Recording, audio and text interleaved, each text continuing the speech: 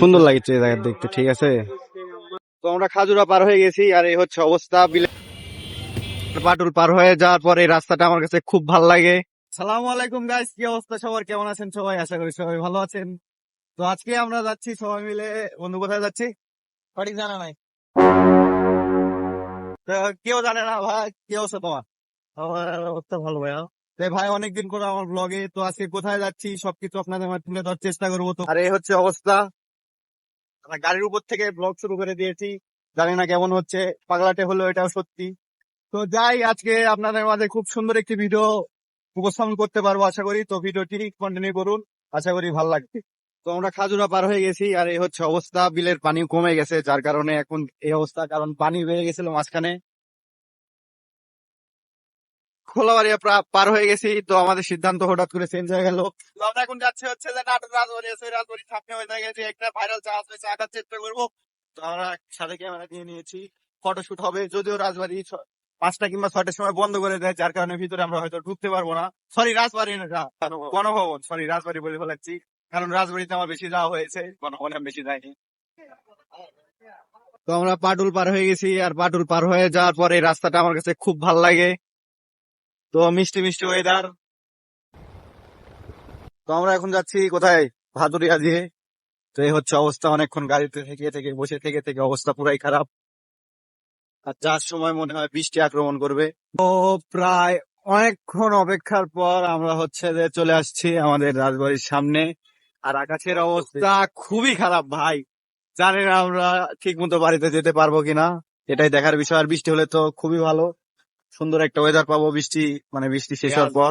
ছবি তুলে এই হচ্ছে অবস্থা, চরম। কিছু বলো, প্রেম করে চালাতল। আমাদের ফুচকা চলে আসছে, এই জায়গায় আমাদের ফটোশুট হলো কিছু।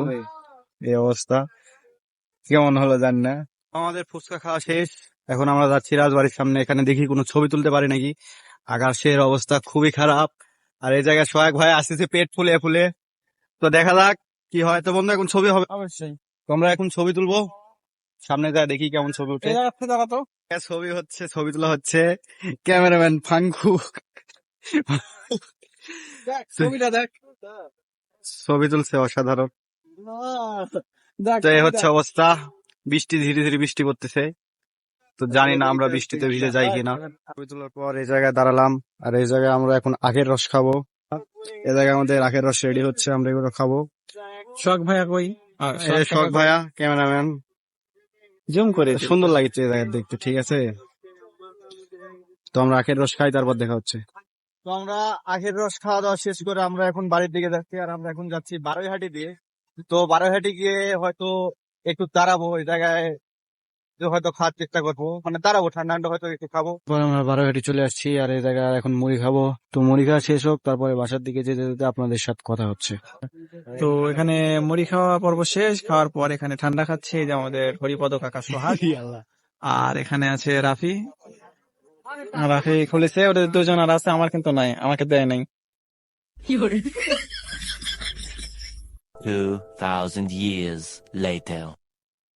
তো অনেক অপেক্ষার পর বাসায় চলে আসলাম। তো বন্ধু আমাকে আগে দিতে চলে আসলো, তো বন্ধু তাড়াতাড়ি বাসায় চলে যাবে। তো বন্ধু গুড বাই, চলে যাক, আমি সামনে যা ভিডিওটা এন্ড করে দেবো। তো আমি এখন বাসায় চলে যাচ্ছি। তো আজকের ভিডিওটি আপনাদের কাছে কেমন লাগলো তা অবশ্যই কমেন্ট করে জানিয়ে দিবেন। তো আজকের ভিডিওটি এ পর্যন্তই। যদি ভিডিওটি ভালো লাগে তাহলে ফটাফট like, comment, share and follow করতে ভুলবেন না। তো দেখা হচ্ছে পরবর্তী কোনো ভিডিওতে। আল্লাহ হাফিজ।